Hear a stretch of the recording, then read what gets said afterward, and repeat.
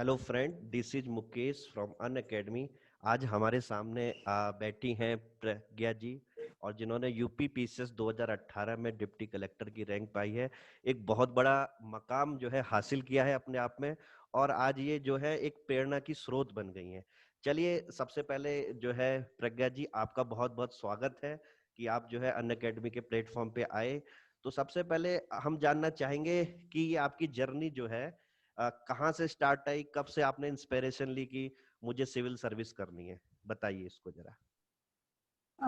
Thank you so much sir, मुझे Unacademy में बुलाने के लिए। It is a privilege to be here.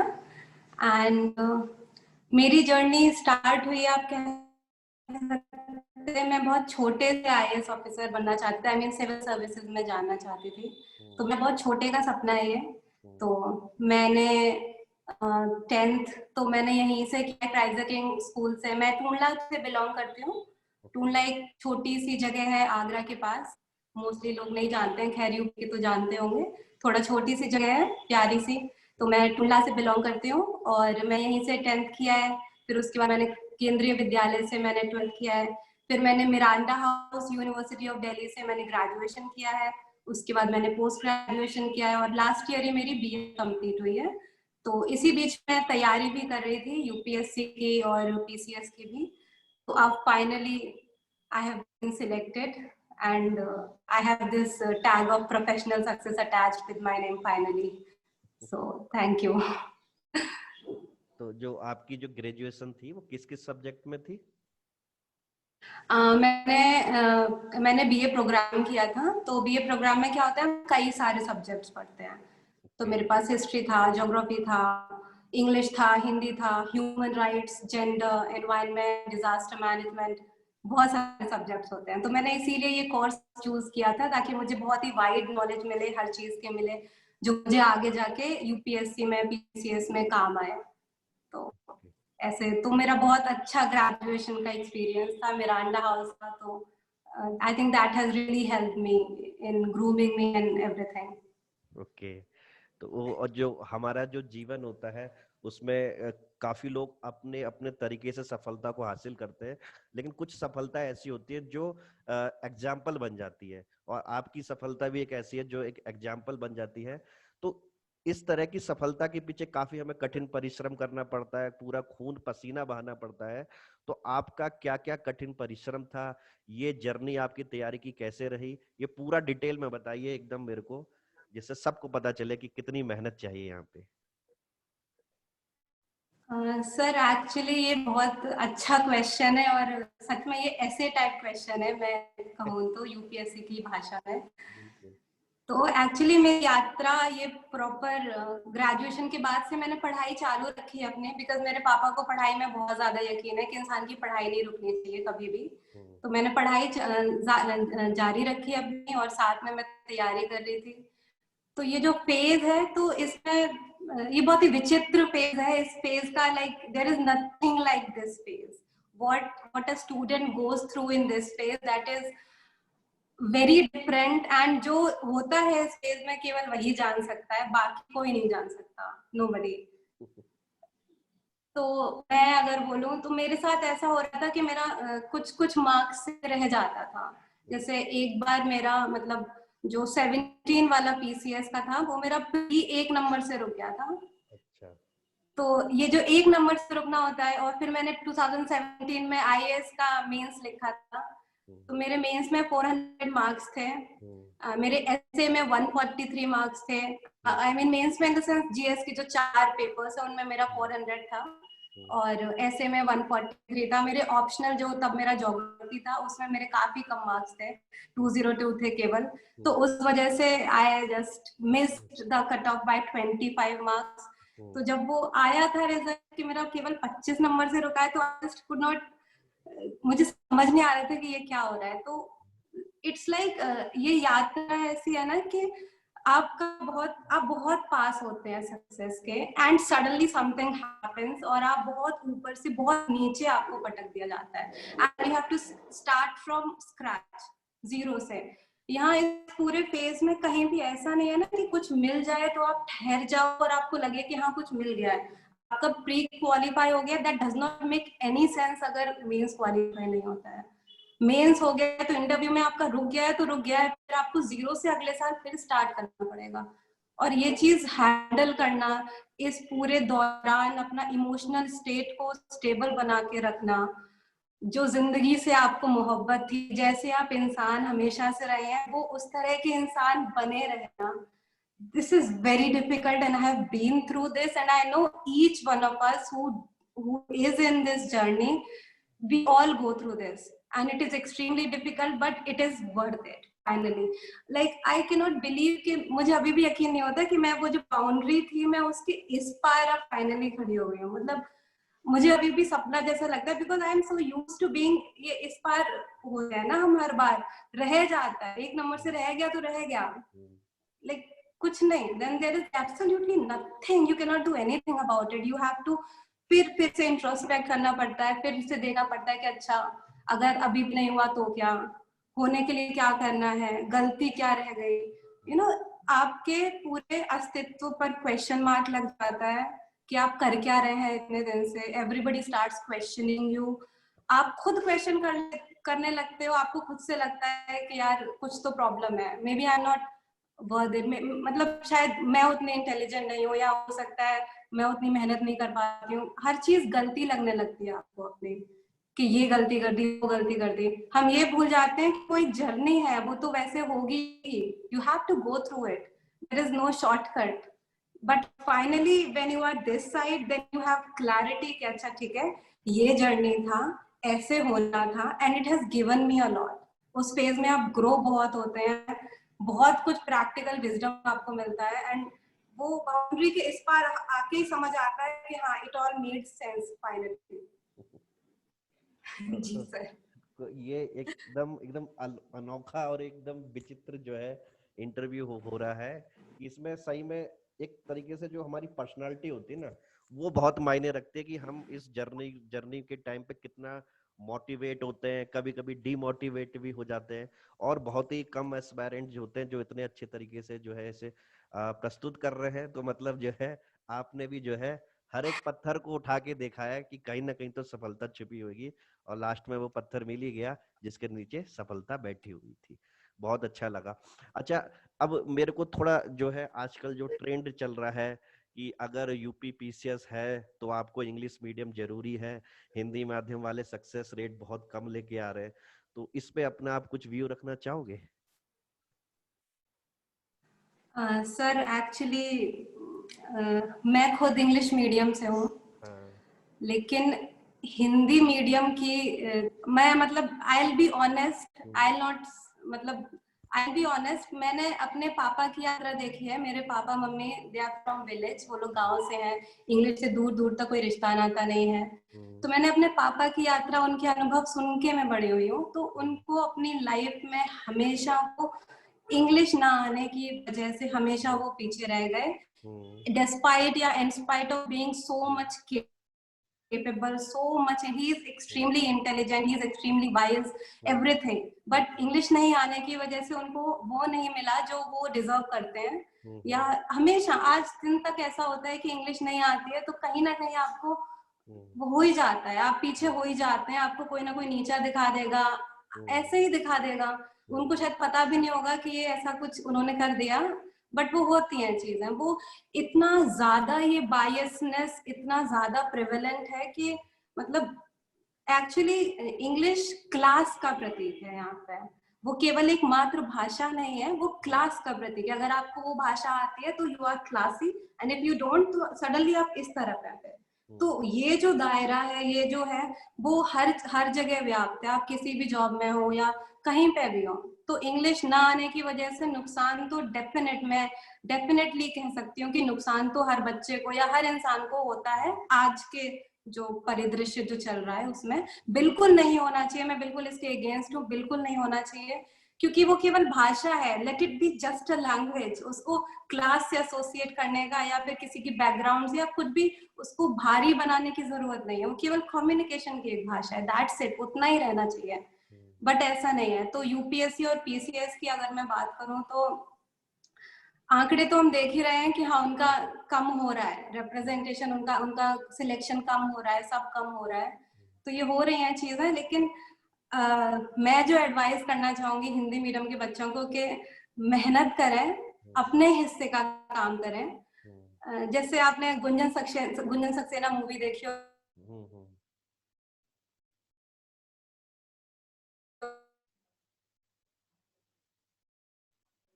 उसमें उनके हाइट नहीं बढ़ा सकती थी लेकिन वो वेट कम कर सकती थी, तो उन्होंने कहा कि ठीक है अपने हिस्से का काम करते हैं ना। एंड देन ही सेज कि बेटा जो लोग मेहनत का कभी हाथ नहीं छोड़ते, किस्मत उनका कभी साथ नहीं छोड़ती।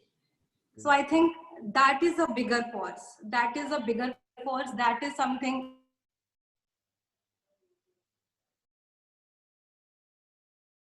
पास कोई ना कोई मतलब कुछ प्रिविलेजेस हम सबके पास है और कुछ डिसएडवांटेजेस हम सबके पास है, कुछ लिमिटेशन हम सबके पास है। कोई ऐसा नहीं है जिसके पास सारा कुछ एकदम चेरी पिक मतलब एकदम ऐसे चूज कर करके अच्छा ही अच्छा सबको मिलाओ, कुछ ना कुछ रहेगा हमेशा जीवन में रहेगा। तो उसको उसी तरह लें कि हाँ हिंदी है हमारा, ठीक है हमें हिंदी से बहुत प्रेम है, उसकी वजह से बहुत फायदा भी है, हमें यहाँ पे थोड़ा एक्स्ट्रा मेहनत करना है हमें, क्योंकि कुछ है ऐसा जो फिलहाल उनके अगेंस्ट थोड़ा सा चलता है। लेकिन हम अपने हिस्से की मेहनत करते हैं, फिर देखते हैं कि क्या होता है। लेट इट, फिर वो छोड़ना होता है, फिर वो ईश्वर पे होता है। आपने अपने हिस्से का किया है तो फिर वो किस्मत को साथ देना होता है, there is no doubt about it. मेरे पापा मुझे हमेशा एक चीज कहते हैं कि बेटा कर्म का सिद्धांत अकाट्य है, it is absolute and accurate. उसमें ऐसा हो सकता है कि आपने 100 किलो की मेहनत की हो और आपको 80 किलो का रिटर्न मिला हो, या हो सकता है आपने 100 किलो की मेहनत की हो आपको 120 किलो का रिटर्न मिल जाए। बट ऐसा कभी नहीं होगा कि आपने 100 किलो की मेहनत की और आपको 0 रिजल्ट मिले, आपको 0 रिटर्न मिले। That can never happen. Now that is against the laws of nature, against the law of karma. That cannot happen. वो ये हो सकता है हाँ 100 की किया 80 हो जाए 70 हो जाए, ठीक है बहुत सब कुछ ही अगेंस्ट है तो 60 हो जाए, but it will be there, you will get it. और वो at some point of time चीजें चेंज होती हैं, कुछ भी सदा एक सा नहीं रहता। समडे वो इधर 70 मिला था तो उधर आपको 130 मिल जाएगा someday, but for that you have to be ready. Like जिंदगी जब आपको एक चांस दे तो उस टाइम आप रेडी हो वो चांस लेने के लिए। That is the point I think. एक इतना जो है आपने डिटेल में आंसर दे दिया, मेरे ख्याल से सभी को जवाब मिल गया होगा। जो जवाब मैं देना चाहता था हिंदी मीडियम वालों को, आपने वो जवाब दे ही दिया लगभग लगभग। ठीक है, तो थैंक यू। 1 मिनट में पानी पीता हूँ, 1 मिनट का पॉज करता हूँ, फिर मैं से कैरी ऑन करता हूँ। ठीक है, जी सर। हेलो। हाँ प्रज्ञा जी। जी सर। हाँ, अब थोड़ा हम जो है एग्जाम स्पेसिफिक बात कर लेते हैं। प्रीलिम से बहुत बच्चे डरते हैं। जैसे आपने बोला 1 नंबर से फाइनल सिलेक्शन रह गया, ऐसे मेरे काफी बच्चे बोलते हैं कि सर इस बार प्रीलिम्स 1 नंबर से रह गया। ठीक है, तो ये जिनका 1 नंबर से रह रहा है प्रीलिम्स, इनके लिए क्या ऐसी स्ट्रेटेजी होनी चाहिए? पूरा बुक लिस्ट से लेके फाइनल एग्जाम तक के पूरा डिटेल में बताइए आप। देखिए सर प्रीलिम्स का क्या है ना कि उसमें खेल हो जाता है कभी कभी। उसमें खेल हो जाता है, टू बी लाइक खेल is the most specific word I can write now think of. तो उसके लिए आपको क्या करना है ना, तैयार रहना है उसके लिए पूरी तरह कि कैसा भी खेल हो जाए उसमें लास्ट मोमेंट पे आप तैयार रहें उसके लिए, एकदम इक्विप्ड रहें उसके लिए। तो सबसे पहले तो मैं बेसिक बुक्स की बात करती हूँ। तो यूपीपीसीएस के लिए क्या है, वो घटना चक्र पब्लिकेशन, वो उसका मतलब फिक्स है वो, तो ठीक है। उसकी सारी बुक्स अब इंग्लिश में भी आ गई हैं, हिंदी में तो पहले से ही थी। तो आपका जो मीडियम हो आप वो किताब ले लीजिए, सारा बुक सेट ले लीजिए, उनको रट डालिए। ये बहुत ही पेनफुल प्रोसेस है, बहुत मोनोटोनस है, बहुत ही बोरिंग प्रोसेस है, I agree, but you can not do without it. वो करना है, वो कड़वी दवाई है, वो घोल के पीनी है। और उसको जितने आप मल्टीपल रिविजन देंगे वो उतना ज्यादा आपको फिक्स याद हो जाएगा। तो उसमें शॉर्टकट नहीं है, वो याद करना ही पड़ता है। तो एक तो ये बुक्स हो गई सारी, उसके अलावा जो हमारी बेसिक बुक्स हैं एनसीईआरटीज हो गई, स्पेक्ट्रम हो गई मॉडर्न इंडिया के लिए, और ये जो बुक्स हैं मेन लक्ष्मीकांत हो गई। तो वो सब वही बुक्स रहती है, उन्हीं का रिविजन करना होता है। उसके बाद एक सेक्शन आता है करंट अफेयर्स का, तो उसके लिए मैंने एक ही सोर्स रेफर किया था। मैंने केवल स्टडी आईक्यू का जो गौरव गर्ग का जो कोर्स आता है, मैंने वो किया था। उनका करंट अफेयर्स का एमसीक्यू का क्वेश्चन पूरा होता है, डेली एमसीक्यू वो कराते हैं, तो मैंने केवल वही किया था, and that help me a lot. बहुत मदद किया उसने। मतलब आपको हर चीज पता होनी चाहिए, ये वाली समिट कहाँ हुई, ये वाली मीटिंग कहाँ हुई, ये वाली रिपोर्ट में इंडिया का रैंक कितना है, पिछली साल कितना था। इट्स लाइक किसी ने भी सांस लिया तो आपको पता होना चाहिए कहाँ पे सांस लिया, तो वो चीज है। तो वो सब पता होना चाहिए। तो इसके लिए बहुत छोटी छोटी माइन्यूट चीजें आपको रटनी होती है, और इसमें सीधी बात है, रिविजन करना होता है। कोई भी ऐसा नहीं है जो कह दे कि हाँ मैंने सारा करंट अफेयर आज पढ़ लिया, याद हो गया, बात खत्म। नहीं, आप भूल जाएंगे वो, क्योंकि उसमें कुछ कॉन्सेप्ट नहीं जुड़ा हुआ है। आपको याद करना है कि हाँ ये चीज यहाँ हुई, या ये चीज अब हुई है, कुछ भी व्हाटएवर। तो छोटी छोटी चीजें आती है करंट अफेयर्स में।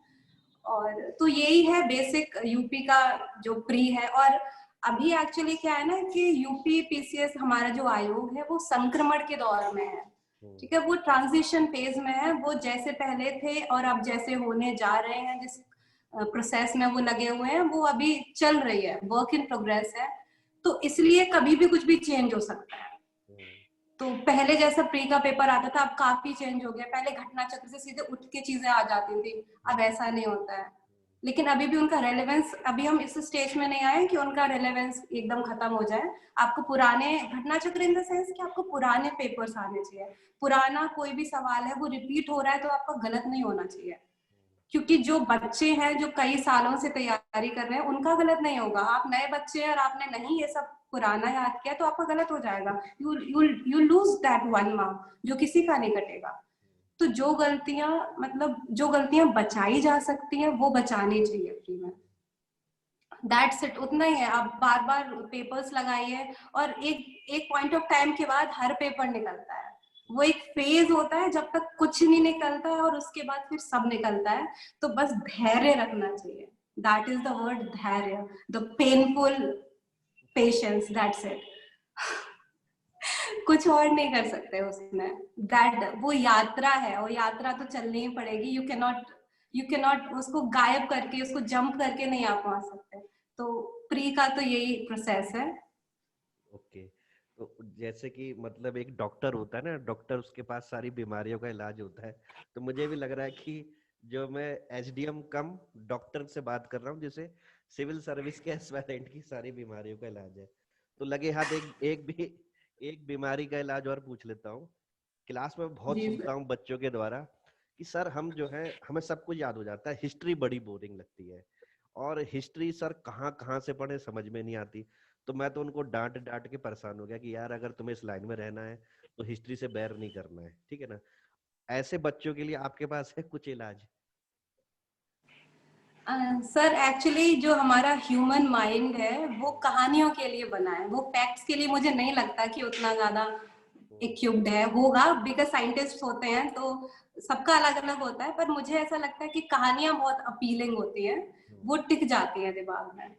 तो मुझे लगता है कि मुझे एक्चुअली नहीं लगता कि बच्चों की ज्यादा गलती होती है अगर उन्हें कोई चीज समझ नहीं आ रही है। मुझे लगता है जो इंसान पढ़ाता है, या एक्चुअली हिस्ट्री का रहता है कि छोटे से हम हिस्ट्री पढ़ते आते हैं, तो वो जो स्टार्टिंग में जो टीचर हमें मिलते हैं ना हिस्ट्री के, समहाउ मतलब हमें उनसे नहीं उतना जुड़ाव होता है, या उनकी जो पढ़ाने की पद्धति है हमें वो बहुत बोरिंग लगती होती है। तो हमें उस सब्जेक्ट से, उस डिसिप्लिन से ही हमको हो जाता है कि ये तो बोरिंग है। तो हम ऑलरेडी एक लेबल लगा देते हैं उस पर बोरिंग का, तो हम फिर उसी नजरिए से उसे देखते हैं, और वो उतना ही पहाड़ हमारे लिए बनता जाता है, क्योंकि हमने ऐसा ही सोच लिया है मन में जो सोचते हैं वही हो जाता है। उतना तो सिंपल है। तो वो चीज अपना जो बना हुआ नोशन है, स्टेरियोटाइप है, उसको हमें पहले मन में ही तोड़ना है कि नहीं, इट इज इंटरेस्टिंग। मुझे भी सब्जेक्ट बहुत बोरिंग लगते थे। मुझे लक्ष्मीकांत, आई रिमेम्बर, मुझे इतना बुरा लगता था लक्ष्मीकांत। मुझे कुछ समझ नहीं आता था, मुझे नहीं पता था ये क्या है, क्यों हो रहा है। वो मतलब ऊपर से जाता था जब मैं स्टार्टिंग में रीडिंग लगाती थी। तो फिर मुझे समझ आया कि अच्छा मुझे ना इन जनरल पॉलिटिकल साइंस शायद पसंद नहीं है। समझ आया अपनी बीमारी खुद ही। फिर मैंने अपनी लक्ष्मीकांत में पहले पेज पे लिखा है, आई लव पॉलिटिकल साइंस। ये मैंने लिखा है at a time when I hated it. तो मैंने चेंज किया अपना नोशन कि नहीं नहीं अच्छा है, करके थोड़ा सा पढ़ के देखते हैं, थोड़ा सा एंड देन यू ट्राई। आप वीडियोस देखते हो, आप कुछ और आर्टिकल्स पढ़ते हो, कुछ कुछ आप वेंचर आउट करिए। किसी भी फील्ड का यही तरीका है, उसकी अलग अलग चीजें देखिए, वीडियोस सुनिए, कुछ यूट्यूब पे नॉर्मल वीडियोस सुनिए। वो हिस्ट्री नहीं पसंद आ रहा है, प्रधानमंत्री का सीरीज है वो देख लीजिए, कुछ भी देख लीजिए, उसको कहानी की तरह समझिए, तो वो अच्छे से टिकेगी, आराम से टिकेगी। और एक बार टिकना शुरू होता है तो फिर मैंने बोला ना, सब टिकना शुरू होता है। That's it, it's easy. वो वाली बात है ना, मन के हारे हार है क्या, ऐसे कुछ है ना, जीते जीत। हाँ, तो जो आपने बोला ना कि उसके ऊपर आपने लिख दिया I love Indian polity, political science. हाँ पॉलिटिकल साइंस, ठीक है। तो ऐसे ही मैं बच्चों से कहता हूँ, पहले अपने दिमाग को बोलो कि हमें सब याद होता है। अपने दिमाग हाँ को बनाओ बिल्कुल। बेवकूफ सबसे पहले। अगर तुमने ये कह दिया कि हमें सब कुछ याद हो सकता है, तो तुम सब कुछ याद कर सकते हो। तो देख लो बच्चों, जो भी इस वीडियो को सुनेंगे, ये मैडम के वर्ड थे, ठीक है ना। और मैडम से आज मैं पहली बार मिल रहा हूँ, तो ये नहीं कि मैंने उनको पहले बताया था कि ऐसा बोलना। उन्होंने देखो जो वर्ड बोले, जो मैंने बोले, लगभग लगभग सेम थे। यानी कि इलाज उसी का है कि जो सबसे बुरा सब्जेक्ट लगे उसी से क्या करो, प्यार करने लग जाओ, सिंपल सी चीज। ठीक है। और वो हो जाएगा।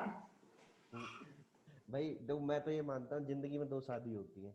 एक तो आपकी जो असली वाली शादी होती है, जो फेरे वाली, और दूसरी होती है आपके प्रोफेशन से आपकी शादी, ठीक है ना। तो अगर बिल्कुल। आपको ये वाली शादी भी करनी है तो प्यार तो सब्जेक्ट से करना ही पड़ेगा। नहीं तो फिर क्या होगा, फिर दिक्कत हो जाएगी। अगर ऐसा नहीं करोगे तो हमने देखे बहुत सारे सिविल सर्वेंट 1 साल में 2 साल में छोड़ के चले जाते हैं, ठीक है। या फिर कुछ हो जाता है कि उनको पसंद ही नहीं आता। अभी तो हमें लग रहा है ना कि एसडीएम पद बहुत अच्छा होता है, लेकिन कुछ लोग वहां जाके भी खुश नहीं है। तो प्यार तो जी। करना पड़ेगा आपको सब सब्जेक्टों से, तभी आप कुछ करोगे। अच्छा, ये जो यूपीएससी पैटर्न, जब से यूपी पीसीएस ने लिया है, जैसे कि पेपर 1, पेपर 2, पेपर 3, 4, लगभग लगभग 90% सेम है। थोड़ा उत्तर प्रदेश का उन्होंने और ऐड कर दिया है, ठीक है। ऑप्शनल भी एक ही कर दिया है। तो इसमें आप कहाँ तक ये मानते हो कि कोई बच्चा अगर यूपीएससी पैटर्न की तैयारी कर रहा है, तो उसके लिए वहां पे उस पिच पे, यूपी पीसीएस नाम की पिच पे खेलना आसान हो जाएगा, या फिर उसको थोड़ा और कुछ अलग से करना पड़ेगा? सर इसकी सबसे बड़ी एग्जांपल मैं हूँ। हम्म। मैं खुद यूपीएससी की स्टूडेंट हूँ, रिलीजियस स्टूडेंट हूँ। हम्म। तो मेरा तो मतलब मैंने बताया ना, मेरा 25 नंबर से रुक गया था 17 में मेंस। तो मतलब हमारे जैसे बच्चे जो बस एकदम यूपीएससी ने जिनका स्वाभिमान, जिनका स्वा सब कुछ छिन्न भिन्न करके बस ऐसे फेंक दिया होता है, जिनके अंदर कुछ लाइक नो होप, कोई होप नहीं बची होती है उनके लिए आई थिंक यूपीएससी ने जो ये यूपी पीसीएस ने सॉरी जो ये पैटर्न चेंज किया है, वो मुझे लगता है उनके लिए वरदान से तो कम है नहीं, सीरियसली स्पीकिंग। तो वो वाले लोग जो वहां बेचारे बाउंड्री पे खड़े थे, वो उनका ऐसे करके सिक्सर लग जाता है इसमें, if they are very honest with themselves, if they have worked very hard throughout, and if they know, if they have clarity and vision in their mind. तो मुझे लगता है कि ये बहुत ज्यादा अच्छा मौका है उन बच्चों के लिए जो यूपीएससी की तैयारी करते थे बहुत अच्छे से, और उनको कुछ चाहिए था जीवन में, स्टेबिलिटी चाहिए थी। अब आईएएस नहीं मिला तो the second thing is SDM. वो सीधी बात है, कुछ और नहीं टिकता फिर बीच में, कुछ नहीं टिकता फिर। या तो आप डीएम हो या आप एसडीएम हो, अगर आपको एडमिनिस्ट्रेटिव सर्विसेज में आना है। तो मेरे ख्याल से बहुत अच्छा मौका है सारे बच्चों के लिए। और जो आप कह रहे हैं ना, हल्का सा जो डिफरेंस है, जो उन्हें जो चेंज करना पड़ता है, वो थोड़ा सा तो रहता है। और वो रहे इसलिए रहा है क्योंकि अभी हमारा आयोग संक्रमण के काल में है, जो मैंने कहा। तो अभी वो एकदम से यूपीएससी के लेवल के मेंस के क्वेश्चंस नहीं सेट कर रहे हैं। बट मैंने जो पेपर मैंने 18 वाला दिया था, तो I just loved the question papers, चारों जीएस के, एसए के, I just loved them, even anthropology के ऑप्शनल के मुझे बहुत पसंद आए थे। ऐसा नहीं था कि कुछ भी पूछ दिया है, या फिर मतलब मुझे लेवल उनका बिल्कुल कम नहीं लगा। इट वाज वेरी गुड, बहुत अच्छा था। एंड तो थोड़ा चेंज जो करना होता है वो ये कि हाँ, जो थोड़ा ब्रॉड, आप जैसे कोई भी टॉपिक है सिलेबस का, तो यूपीएससी में हम क्या करते हैं, बहुत माइन्यूट सा क्वेश्चन एक्सपेक्ट करते हैं, किसी माइन्यूट चीज पे बन जाएगा, एब्स्ट्रैक्ट चीज पे बन जाएगा, कभी कभी समझ ही नहीं आता कि है क्या रहा है क्वेश्चन। तो यूपीएससी में ये सब चीजें होती हैं। तो पीसीएस में ये है कि हाँ, सिलेबस में जो है आप स्ट्रिक्टली उसको तैयार कीजिए, उसके आयाम तैयार कीजिए अच्छे से, और अच्छे से तैयार कीजिए, अपना मटेरियल अपडेटेड एकदम रखिए, गजब का मटेरियल बनाइए, और फिर वहां पे जब सवाल आ जाए तब देखिए कि मेरे भंडारण में ऐसा क्या है जो इस क्वेश्चन में सेट हो जाएगा और मेरे गजब नंबर आ जाएंगे। तो वहां से आप लेके आराम से लिख दीजिए। आई think it is comparatively easier, लेकिन फिर सबकी सीमाएं अलग होती हैं, सबकी क्षमताएं अलग होती हैं। तो अपने हिसाब से आपको मेहनत, कुछ लोगों का प्री बहुत इजीली निकलता है, आईएएस का भी, पीसीएस का भी, तो उन्हें मेंस में दिक्कत होती है। तो यूपी के भी मेंस में उन्हें दिक्कत होती है। ऐसा नहीं है कि उनके लिए बिल्कुल एकदम एक इजी वॉक है, ऐसा नहीं है। मेहनत यहाँ भी करनी पड़ेगी आपको, इनफैक्ट बहुत मेहनत करनी पड़ेगी यहाँ भी। आपको डेली लिखना पड़ेगा और कई चीजें हैं मैं डिटेल में बताऊंगी जब मेंस वाली स्ट्रैटेजी हम लोग डिस्कस करेंगे। थोड़ा बहुत जो अंतर है वो बस यही है कि आपको स्ट्रिक्टली यहाँ सिलेबस पे देखना होता है कि क्या क्या क्वेश्चन है, और उसको फिर डायनामिक चीजों से जोड़ के आप नोट्स बना लीजिए अपने। तो बहुत ज्यादा ऊपर से या हवा से आने का अभी चांस कम है यूपीपीसीएस में, unlike IAS. The Hindu newspaper, ठीक है, और आपकी जैसे कि योजना हो गई, आपके राज्यसभा टीवी हो गया, द बिग पिक्चर एपिसोड होता है, हिंदी वालों के लिए देश देशांतर आता है। तो इन सब की भूमिका है हमारे भंडारण को थोड़ा और अच्छा बनाने के लिए। इन्हीं का खेल है sir, honestly the Hindu has been my biggest source for value addition till now. मुझे द हिंदू इतना पसंद है, हालांकि जब से रिजल्ट निकला है तब से मैंने बंद करवा दिया, मैंने कहा शांति चाहिए अब थोड़े दिन मुझे। बट ये मुझे द हिंदू इतना पसंद है, मुझे इनफैक्ट सब लोगों को इंडियन एक्सप्रेस भी बहुत पसंद है, बट मुझे लगता है कि वो शुरू होने से पहले ही खत्म हो जाता है, तो मुझे वो समझ नहीं आया, मैंने 15 दिन लेके बंद करवा दिया। तो Hindu is that great a source. अब मैं मेंस का ही डिटेल में ही बता देती हूँ। मेंस में एक्चुअली क्या है कि एक तो स्टैटिक पोर्शन है आपका, ठीक है, वो तो मेनली सारी किताबों से आपको मिल ही जाता है, आपके पास होता ही है। कुछ नहीं तो आप इंटरनेट पे ही डाल देंगे पूरा सिलेबस का लाइन, तो वो गूगल पे भी आ जाएगा, तो वो सबके पास है चीजें। पर सिलेक्शन होना ना होना उस स्टैटिक मटेरियल पे नहीं डिपेंड करता। सिलेक्शन डिपेंड करता है आपका एनरिचमेंट कितना है आंसर में, आपने कितना डायनेमिक बनाया है, कितनी चीजों से आपने इंटरलिंकेजेस किए हैं। तो इसमें मेरे ख्याल से हिंदू का रोल बहुत ज्यादा है। इनफैक्ट अगर आप केवल हिंदू ही रिलीजियसली पढ़ते रहे और उससे नोट्स बनाते रहे तो आपका सब सेट रहता है, एवरीथिंग। बिकॉज पढ़ना आना चाहिए हिंदू को। लोग आधे घंटे में, 1 घंटे में, 1.5 घंटे में खत्म कर देते हैं हिंदू। मुझे नहीं पता उनके पास कौन सा जादू है, मेरे पास बिकॉज वो नहीं है, मेरे पास सच में वो जादू नहीं है। मैंने तो अपने प्रॉपर मैंने 4-5 रजिस्टर बनाए हुए हैं, उनमें मैं स्टिक नोट्स लगाती हूँ। हर टॉपिक का मैंने स्टिक नोट से लिख रखा है, और जो मुझे हिंदू में उस टॉपिक से रिलेटेड मिलता है मैं वहां लिख लेती हूँ उसको, तो वो कंसोलिडेटेड रहता है। हालांकि हार्ड प्रोसेस है, ज्यादा मेहनत इसमें लगती है, टाइम ज्यादा लगता है, बट वो मेरा प्रोसेस है, that works for me. That is long but that works for me, I am happy in that. मुझे रोज का रोज पता लग जाता है कि हाँ मैंने आज ये चीज इस टॉपिक में ऐड कर ली। एजुकेशन पे जैसे ठीक है मेरा चीजें हैं, बट नहीं, नीति आयोग ने कुछ निकाल दी, कुछ रिपोर्ट निकाल दी है, तो आपके पास फिर अपडेशन होना चाहिए। और एक और चीज जो कि कहना चाहूंगी मैं, मेरा एक बहुत इम्पोर्टेंट सोर्स नीति आयोग भी रहा है। मतलब मैं नीति आयोग की जो रिपोर्ट्स आती हैं, मैं ओरिजिनल रिपोर्ट्स को पढ़ती हूँ। तो मुझे लगता है कि हाँ वो टाइम कंज्यूमिंग है, बट आपको पढ़ना चाहिए, क्योंकि उससे एक तो ये होता है कि आपको पता चलता है कि सरकार में या जो गवर्नेंस में शब्द क्या चल रहे हैं, वो टर्म्स, क्योंकि हर साल नए टर्म्स आ जाते हैं, हर साल। जैसे पिछली साल शायद वो ब्लू स्काई थिंकिंग, ऐसे पिछली साल या last to last year, I don't remember exactly, तो ब्लू स्काई थिंकिंग है, ये है वो है, तो बहुत सारी चीजें नई आ जाती है। आप रिपोर्ट्स पढ़ेंगे तो आपको पता होगा ना कि क्या चल रहा है, तो मेरा आंसर कैसे बाकी लोगों से बेहतर हो। प्लस उनमें चार्ट्स होते हैं, उनमें ग्राफ्स होते हैं, उनमें मैप्स होते हैं, उनमें चीजों को प्रेजेंट करने का तरीका होता है। प्लस जो इंट्रोडक्शन पार्ट होता है किसी भी रिपोर्ट का, दैट इज वंडरफुल। बहुत प्यारे इंट्रोडक्शंस और कंक्लूजन्स होते हैं। तो एक चीज जो बहुत ही अहम है मेंस राइटिंग के लिए, वो ये है कि आपके पास इंट्रोडक्शंस बहुत अच्छे होने चाहिए, और इंट्रोडक्शंस पे आप पहले से काम कीजिए। ऐसा नहीं है कि वहां सवाल देखा है एजुकेशन पे, फिर बैठ के सोच रहे हैं कि अच्छा ये लिख दूं कि हाँ एजुकेशन बहुत जरूरी है जीवन के लिए, इससे जीवन बढ़िया हो जाता है। नॉट लाइक दैट, जनरल नहीं देना है कुछ भी, आपको बढ़िया सी लाइन लिखनी है। ओपनिंग लाइन ही ऐसी हो कि टीचर को समझ आ जाए हाँ ये वाला बच्चा अलग है, ये वाला बच्चा अलग है। तो ये इतना इम्पोर्टेंट है इंट्रोडक्शन। इनफैक्ट मुझे तो लगता है, मेरे साथ बहुत बार होता है कि मुझे मेन जो क्वेश्चन पूछा है उन्होंने, उसमें जो मेन चीज लिखनी है मुझे नहीं आती होती है, क्योंकि आपको सब कुछ नहीं आ सकता है। अब नहीं आता है, लेकिन इतना तो समझ आ ही गया है कि हाँ, जैसे टाइफेक का एक क्वेश्चन आया था हमारे GS3 में, PCS में, तो मुझे नहीं पता था टाइफेक कब बन गई, क्या हो गया, मुझे नहीं पता था टाइफेक क्या है। बस उसमें फुल फॉर्म में दिया था कि टेक्नोलॉजी से संबंधित कोई काउंसिल वाउंसिल है। तो मैंने कहा अच्छा ठीक है, टेक्नोलॉजी से संबंधित है ना, ठीक है रुको, आई डू इट। तो अब मैंने बहुत अच्छे से उसका इंट्रोडक्शन लिख दिया कि टेक्नोलॉजी कितनी इंपॉर्टेंट है, कितना ये कितना वो। तो आप बहुत देखिए, जितना बड़ा सत्य ये है कि एग्जामिनर को नहीं पता है कि आपने क्या पढ़ा है और आपको क्या आता है, उससे बड़ा सत्य ये है कि एग्जामिनर को ये भी नहीं पता है कि ये आपको नहीं आता था। ठीक है, तो बी कॉन्फिडेंट।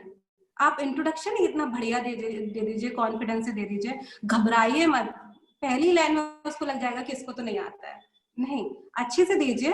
थोड़ा जनरल, बीच वाला बॉडी वाले पोर्शन में जनरल कुछ लिख दीजिए, दैट्स इट। और फिर अच्छा सा कंक्लूजन दे दीजिए। आपको यही तो नहीं पता है कि वो बॉडी कब एस्टेब्लिश हुई, उसका एग्जैक्ट डेट क्या है, एग्जैक्ट मैंडेट क्या है, पर ब्रॉड तो चीजें आपको पता ही होती है हर चीज में। तो ऐसे लिख दीजिए, बी कॉन्फिडेंट। क्वेश्चन पेपर हाथ में आता है तो even if you do not know any answer, literally कुछ भी नहीं आता है, इवन देन टेल योरसेल्फ, अपने दिमाग को ये बताइए आप कि हाँ सब आता है, हो जाएगा मेरा, भले ही कुछ अभी नहीं समझ आ रहा है, ठीक है कोई बात नहीं, बट मैं लिख लूंगा। और 3 घंटे बस आप लिखते रहिए, that's it, that is the key. Complete your paper, right everything with great confidence, draw diagrams. कुछ नहीं समझ आ रहा है, इंडिया से रिलेटेड है क्वेश्चन, तो इंडिया का मैप बना दीजिए, और जो भी पूछा है वो अगर आइडिया है तो बना दीजिए, दैट्स इट। एग्जामिनर को नहीं पता है आपको नहीं आता था, आप जो बनाएंगे उसको वो, तो आप अपने साइकी पे काम कीजिए, इमोशनल लेवल पे अपने काम कीजिए, तो वो आंसर्स में रिफ्लेक्ट होगा, डेफिनेटली होगा, because I M an example of that. मैंने जब 17 का मेंस लिखा था IAS का, तो I was very under confident at that time. तो मेरे एक फ्रेंड ने मुझे सुबह, जिस दिन पेपर है उस दिन, ये बोला था कि सुनो तुमको सब आता है, तुम बस लिखते रहना, बस कलम नहीं रुकनी चाहिए, तुम्हारे साथ केवल यही चीज है, दैट्स इट।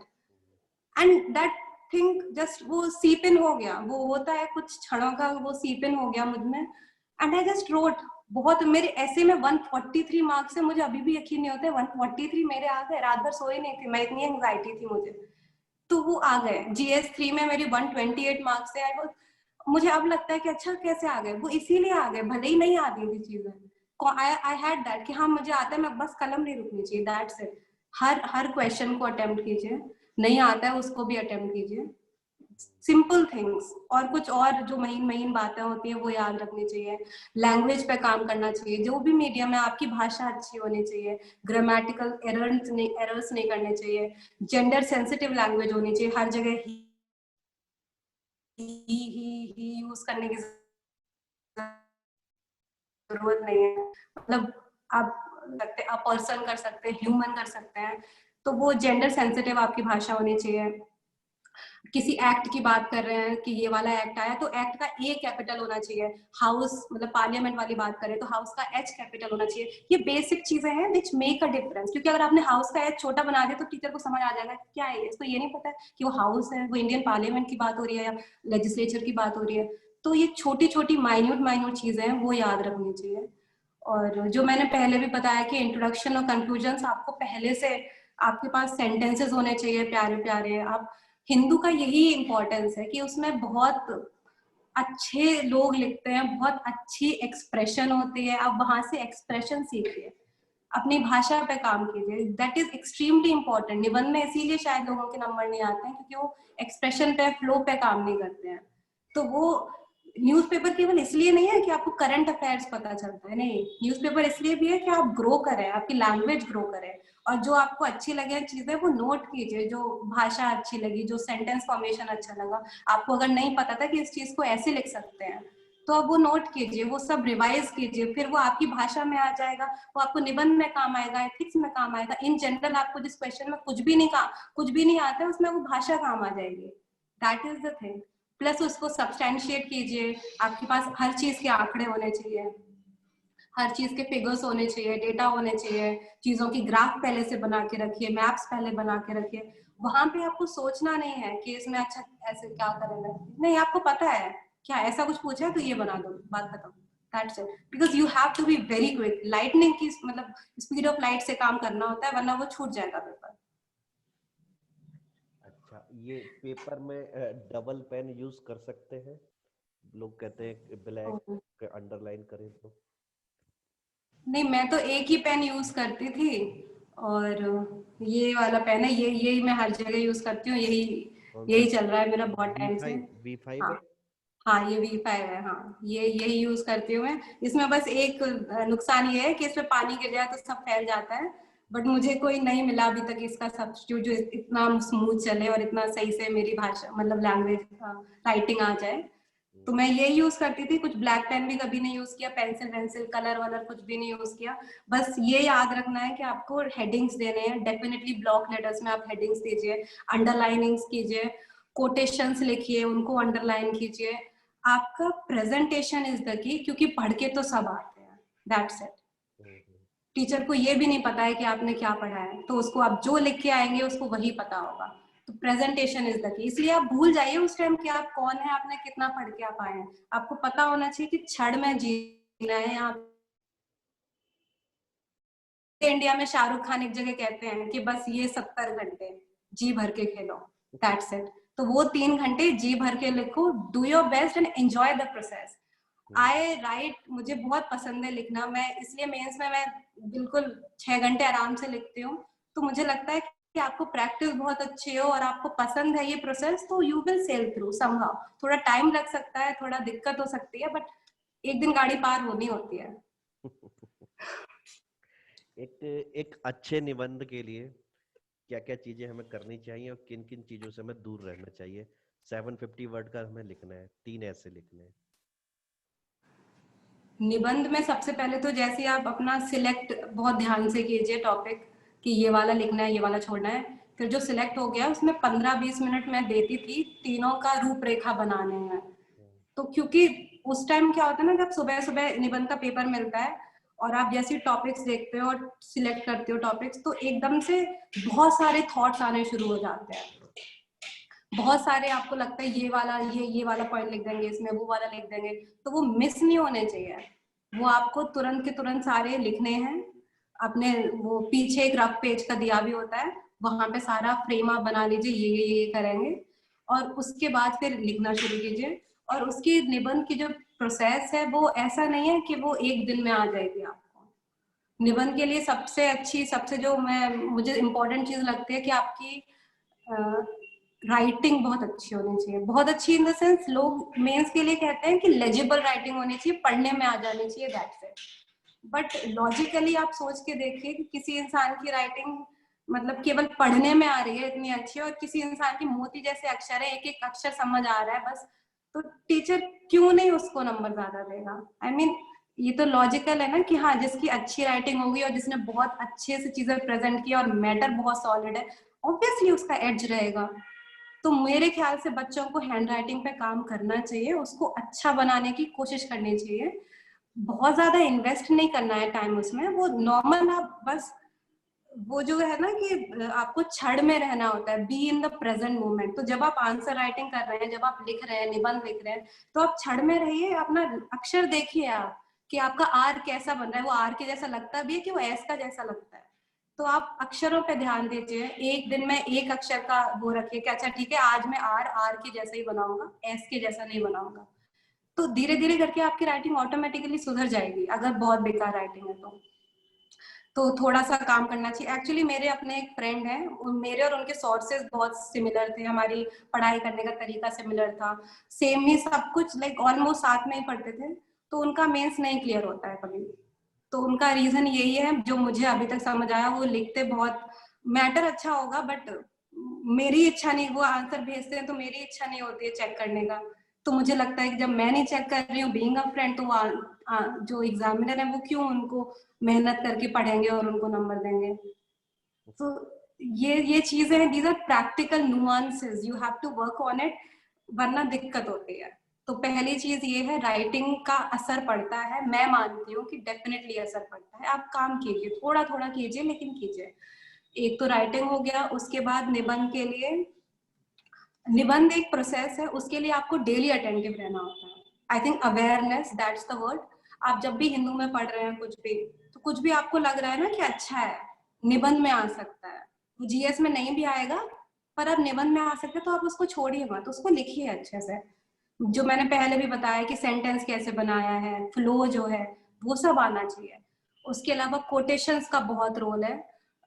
ये हमारे वाले ऐसे में शायद महात्मा गांधी के ऊपर आया था, तो मैंने कभी महात्मा गांधी के ऊपर ऐसे, मैंने तो मतलब I should not be saying this यार, but I have never written any ऐसे, घर पे मैंने कभी प्रैक्टिस नहीं किया, मैंने सीधे आईएएस के एग्जाम में लिखे थे ऐसे, पीसीएस में सीधे पीसीएस के एग्जाम में लिखे थे ऐसे, दैट्स इट। मैंने कभी घर पे लिखा ही नहीं, क्योंकि मैं इन जनरल डेली नोट्स बनाती रहती हूँ हिंदू से, तो मैं इन जनरल लिखती रहती हूँ दिन भर। पापा भी कहते हैं कि तू पढ़ती कम है, लिखती ज्यादा है, तो मैं लिखती हूँ, बट आप लोग लिखिए।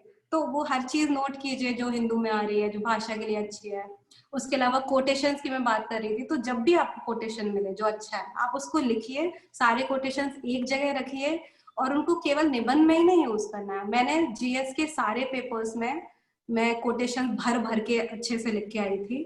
मतलब इंट्रोडक्शन कर दीजिए या कंक्लूजन कर दीजिए, जहां पे आपका यूज हो जाए, ओवर डू नहीं करना है, लेकिन आपके पास कोटेशन है तो आप लिख के आइए उसको, और उसको अच्छे से। फिर ये नहीं होना चाहिए कोटेशन में आपने गड़बड़ कर दी, ग्रामेटिकल एरर कर दिया या शब्द चेंज कर दिया, फिर वो नहीं रहता। इसलिए मैं कह रही हूँ सारे एक जगह लिखिए, उनको मल्टीपल टाइम्स रिविजन कीजिए उनका, तो वो आपको याद हो जाएंगे और वो हमेशा काम देंगे।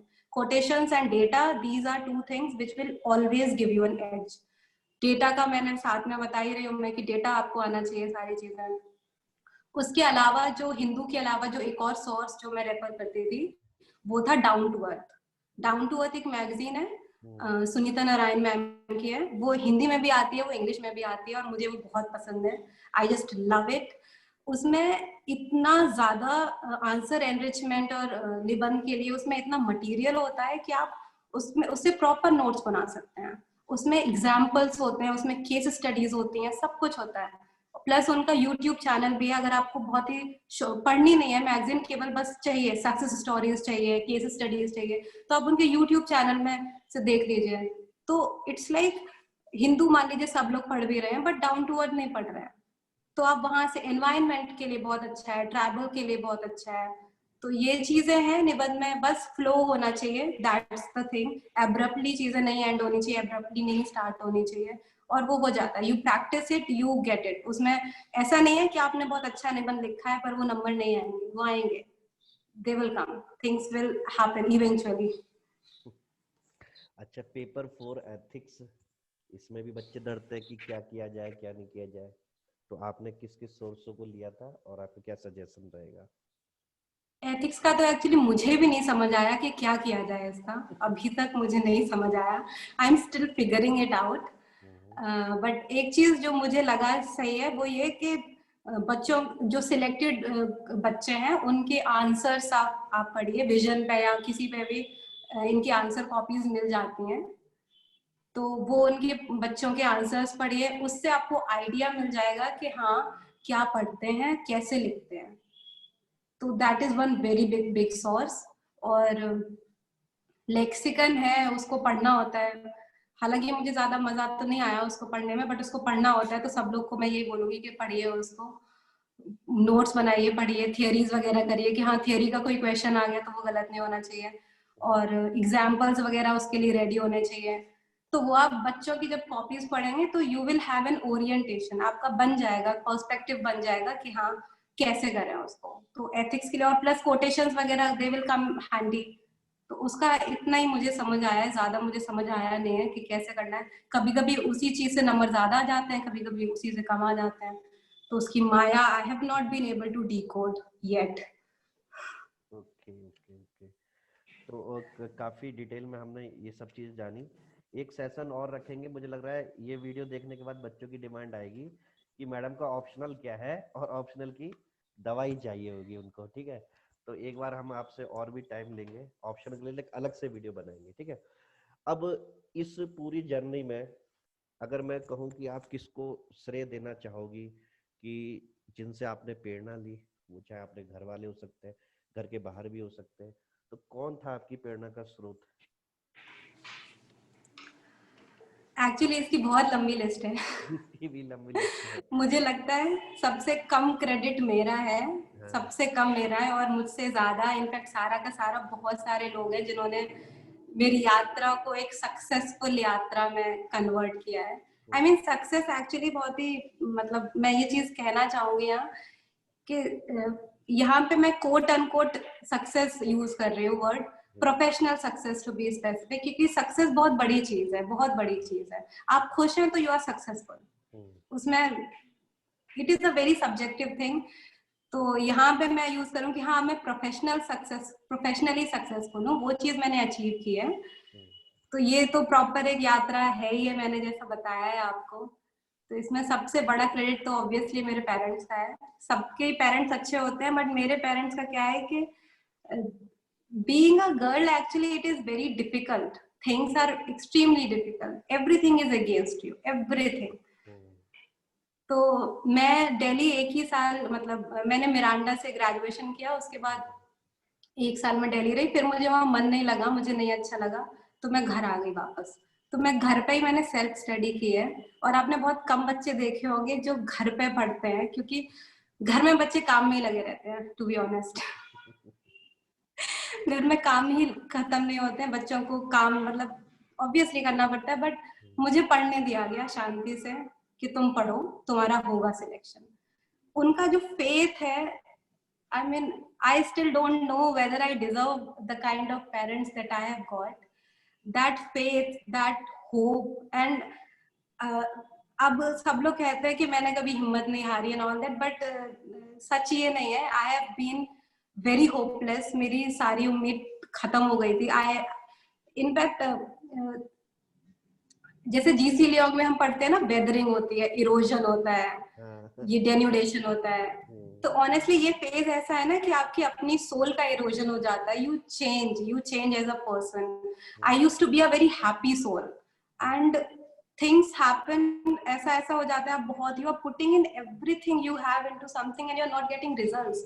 तो होता ये है ना कि you are not happy anymore, you are not happy anymore. मुझे याद है कि मैं घूमने गई थी नैनीताल, एंड पेपर प्री का पेपर हुआ था यूपीएससी का, एंड एवरीबडी वाज हैप्पी, और मैं घूम रही हूँ, आई एम नॉट एंजॉयिंग, मैं खुश नहीं हूँ। देन उसके बाद मुझे रियलाइज हो गया कि नहीं, मेरी सुरति मीन्स एक वो जो लगन होती है, एक सतत स्मरण जिस चीज का होता है, तो मेरी सुरति एक अलग जगह लग गई है। अब मुझे there is no peace for me. तो बस वही है। तो इतना जब आप इन्वेस्ट करते हैं किसी चीज में, तो and if you don't get it, तो you erode, your soul erodes, you become a different person, you become a sadder version of yourself. And that was the time, and that was the time my parents and my friends का तो मुझे अलग से बोलना है, मेरे इतने अच्छे दोस्त हैं, टचवुड। तो दे ऑलवेज हेल्ड होप उनको। इनफैक्ट मेरी मम्मी ने मुझे ऐसे बोला था कि तू ना हिचकोले खा रही है, दैट्स इट, इफ ये ऐसा स्ट्रेट सा है, तेरा बस ऐसे ऐसे हो रहा है, ऐसे ऐसे हो रहा है, और ऐसी झटके खाते खाते ना यू विल बी थ्रू, ऐसी झटके खाते खाते तेरी गाड़ी एक दिन पार हो जाएगी, you don't worry, that's it. तो those things, and then my father, once I cried so much after giving my pre. मेरा प्री मेरे लिए हमेशा नाइटमेयर रहता है यूपीएससी का, टू बी ऑनेस्ट। तो प्री के बाद I was crying a lot, and तो मैंने मैच किया था, मैंने और पापा ने मैच किया था पेपर, एंड हमें समझ आ गया था कि नहीं होना है, ये प्री क्वालिफाई नहीं होना है। तो मैंने बस वहीं पेपर छोड़ा, मैं अपने कमरे में गई, एंड देन मैंने अपना डोर लॉक किया, and the entire night I cried. And then सबने बोला खोल दे खोल दे खोल दे, तो मैंने नहीं खोला। I was that, I don't have words for that phase actually. फिर मैं सुबह उठी, देन मम्मी टोल्ड मी कि तू उस कमरे में रोई है, पापा इस कमरे में रोए रात भर। So like what to do? This is the kind of support I have had. My parents have been, they have not only been the witness of my journey, but they have been like, it has been their journey actually, more than being mine, it has been their journey. And then my father told me this, वो जो मैंने entire Karma का जो concept अभी समझाया, वो उन्हीं का उधार लिया हुआ मैंने बोल दिया है। He told me कि तू इतनी मेहनत कर रही है, मेहनत का फल शून्य नहीं हो सकता, अगर हो गया शून्य दैट मीन्स एवरीथिंग इज, सब फिर तो गड़बड़ है ना, नेचर के जो लॉज हैं, बेसिक लॉज। सो फिर वही चीज नहीं है। तो आई थिंक मेरे पेरेंट्स का इतना ज्यादा सपोर्ट रहा है। I lost hope, but they did not lose. And I think because of their hope and their hope, I am where I am today. And मेरे friends का secondly like friends का मेरा बहुत ज़्यादा contribution है. मैं जब भी परेशान थी, never ever in all these years, never ever there has been one single instance कि मेरे पास कोई बात करने को ना हो. I just had to make a call. I just had to cry my heart out कि यार ऐसा हो रहा है, ऐसा नहीं हो रहा है. And they used to be like, ठीक है, ये फेज है प्रज्ञा, दिस फेज विल पास. कुछ भी स्टे नहीं करता है. चांद के भी फेजेस होते हैं. वी आर ऑल मून, हम लोग सब चांद के बहुत ही दीवाने लोग रहते हैं. हमें चांद बहुत पसंद है हम सब. तो हम लोग चांद से बहुत इंस्पायर होते हैं somehow, क्योंकि चांद भी रोज घटता बढ़ता है. इट इज नेवर, 2 दिन कभी वो सेम ही नहीं रहता है. तो how come our phase be the same, how can our phase stay? जब उसका फेज चलता बढ़ता रहता है तो हमारा फेज भी नहीं रुकेगा. It will go someday. तो I think it is a very collective effort हम सबका. मेरी मौसियाँ, I have seen मतलब I am a feminist. मैंने अपने घर में मुझे लगता है मैं झांसी की रानियों के घर में पैदा हुई हूँ. वीरांगनाएं हैं मेरे सारे, जो महिलाएं जो मेरे आसपास हैं सारी की सारी. I have seen them struggle, I have seen them work, I have seen them get lesser than what they worked for, what they deserved. तो मुझे लगता है ना उन सब ने मेरे अंदर दैट फाइटिंग स्पिरिट डाली है मेरे अंदर, क्योंकि उनको पढ़ने को नहीं मिला जो वो पढ़ना चाहते थे.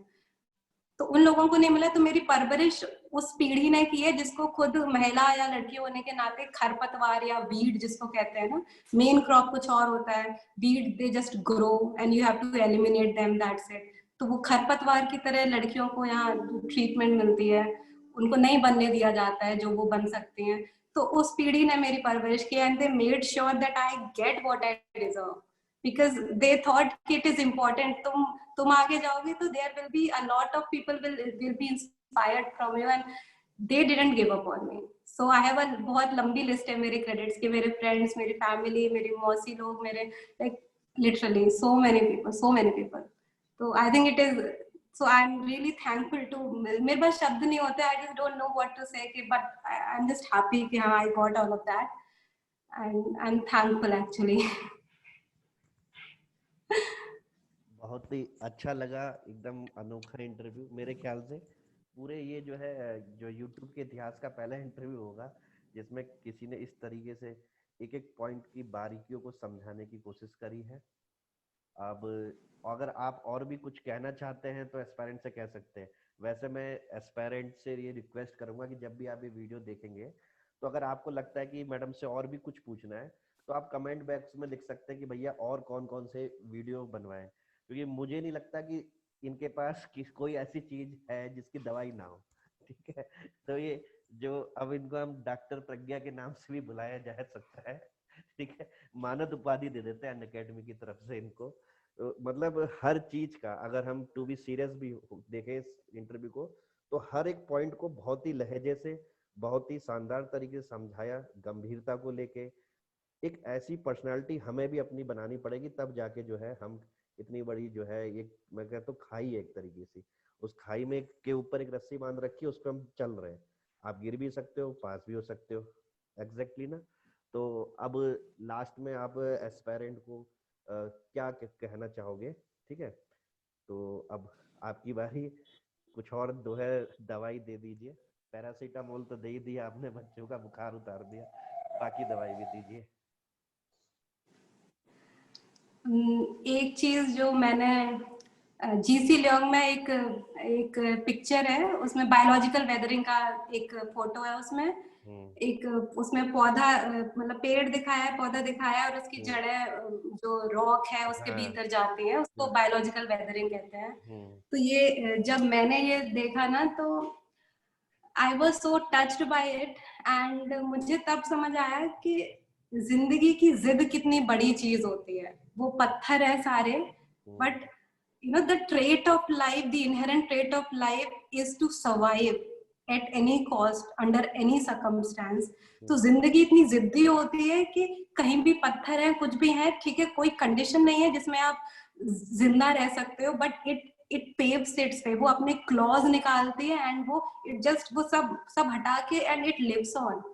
दैट वो जो पौधा है, जैसे पीपल को आप देखते हैं, पीपल का पौधा लिटरली कहीं भी उगाता है, दीवार में उगाएगा, छत पे उगाएगा, मिट्टी नहीं है वहां उगाएगा। वो मुझे तो लगता है वो उसका थोड़े दिन में वो हवा में भी ऐसे भी टंगा हुआ मिलने लगेगा, बिकॉज दैट इज उसकी जिंदगी की जिद इतनी स्ट्रांग होती है। तो आई थिंक उससे I always got inspired, always, कि life is such a thing, it has its own, उसकी जिजीविषा जो एक शब्द होता है, जिजीविषा जो चीज है ना, दैट इज वेरी स्ट्रॉन्ग।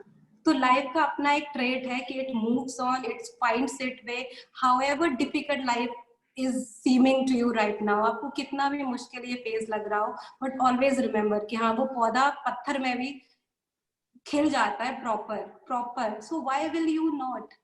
आपका भी फेज ये खत्म होगा। जो भी लोग बहुत टाइम से लगे हैं इस जर्नी में, उनको मैं यही बोलूंगी कि have faith, have faith, have hope. Hope is a very strange thing, like love, like life. It lives on even if everything dies, everything decays. Hope lives on. And hope इतनी बड़ी चीज है कि इट डज मिरेकल्स। वो इधर से उधर universe को शिफ्ट कर देती है if you really believe in yourself. पापा हमेशा कहते हैं कि हमारे शरीर में और हमारे मस्तिष्क में असीमित अपार संभावनाएं हैं। Our body and our mind has, you know, they have infinite capabilities, capacities and possibilities, so it is all literally infinite. आपके दिमाग में जो चलेगा, आपको जिस चीज की लगन लग जाएगी, जो सुरती चलेगी, दिन रात सोते बैठते आपको जो लगेगा कि हाँ ये चीज ये चाहिए, तो the entire universe will shift, वो सब कुछ अपनी हारमोनी में, you know, it will all rearrange itself just for you, because आप जैसा सोचते हैं आपके शरीर में वैसी ही ऊर्जा पैदा होती है, आपका दिमाग उसी तरह वर्क करता है। आप अपने आप सुबह 6 बजे, या मतलब 6 बजे तो लेट है, 4 बजे सो के उठ जाएंगे आप, आपको क्योंकि लगन लगी है कि नहीं पढ़ना है। nobody will have to force you, it will come out of its own, वो अपने आप होगा, that's it. So you just have to have that kind of a faith, वो इनसप्रेसिबल है फिर, that faith, that kind of hope, that kind of वो जिंदगी की जिद, उसको कोई सप्रेस नहीं कर सकता। So stay, just don't quit, stay. एक एक दिन काटना मुश्किल होता है। आई रिमेम्बर मैं जब उठती थी सुबह तो ऐसा लगता था ना कि यार क्यों हो रहा है ये दिन, मतलब क्या है। आई वॉज दैट होपलेस, क्योंकि वही पढ़ना है आपको जो आप 36 बार पढ़ चुके हो, नहीं इच्छा करती है पढ़ने की। लक्ष्मीकांत में एक शब्द नहीं है जिसमें अंडरलाइन नहीं हो, नहीं इच्छा करती, इसमें कुछ दिखता ही नहीं है, अब सच में इतना अंडरलाइन हो चुका है। तो you just want this phase to be over, that's it, and one day it will be, क्योंकि कुछ भी नहीं टिकता, सीजन्स चेंज होते हैं, गर्मी होती है, फिर इतनी अभी ठंड होने लगी है, जब गर्मी होती है तब नहीं लगता है ना कि ठंड होगी, because we are so short sighted कि हमको जो फील होता है हमको लगता है वही सत्य है, that is absolute, nothing else can happen, but it does, it happens, and when it happens everything gets changed so drastically, चीजें बहुत अच्छी हो जाती हैं। योर मैंने जो बोला था ना, आपकी सोल का कोरोजन होने लगता है, इरोजन होने लगता है, यू चेंज। बट देन जैसे लहर आती है ना, और आप समंदर में खड़े हैं, लहर आती है तो अपने साथ बालू लेके आती है, आपके पैरों में बालू आ जाती है, बट जब लहर वापस जाती है तो वो बालू भी लेके जाती है। सो ऑल दैट कोरोजन, जो भी इरोजन आपका हुआ था, जो आप सैड वर्जन ऑफ योरसेल्फ बन गए थे, that will all fade away and you will be again in love with life. So just hold on and don't quit. And thank you so much, Unacademy, for calling me here. It's been such a nice talk. Unacademy आपको 2-3 बार और बुलाएगी, क्योंकि मैं चाहता हूँ आप जो है 1-2 session book reading पे, द हिंदू न्यूज़पेपर पे, और एक आपने ऑप्शनल पे जरूर बताएं, क्योंकि ये जानना बहुत जरूरी है बच्चों के लिए। मिसनोमर में आधी दुनिया तो मिसनोमर में रहती है, 80% चीज बच्चे वो फॉलो कर रहे हैं जो कभी करना नहीं चाहिए। ठीक है, उन उन चीजों पे भी हम बात जरूर करेंगे। और बहुत अच्छा लगा कि आपने जो है समय दिया हमें। अनअकैडमी की तरफ से जो है हम आपके आभारी हैं, और आशा करते हैं कि फ्यूचर में 1-2 सेशन जो है हर एक एस्पायरेंट को आप दो, जिससे हर इंसान जो कोचिंग नहीं कर सकता, जो दूर बैठा है गांव में, जिसके माता पिता ने, जैसे आपके माता पिताजी ने सोचा सपना, हर एक माता पिता का सपना होता है, लेकिन कभी कभी साधनों के अभाव में ये नहीं मिल पाता है। ठीक है, तो उनको जो है थोड़ा जो है आप सहायता जरूर करेंगी, ऐसी मेरी आशा है। काफी अच्छा लगा। Thank you very much and have a good day and God bless you. Thank you very much. Thank you, sir. Thank you.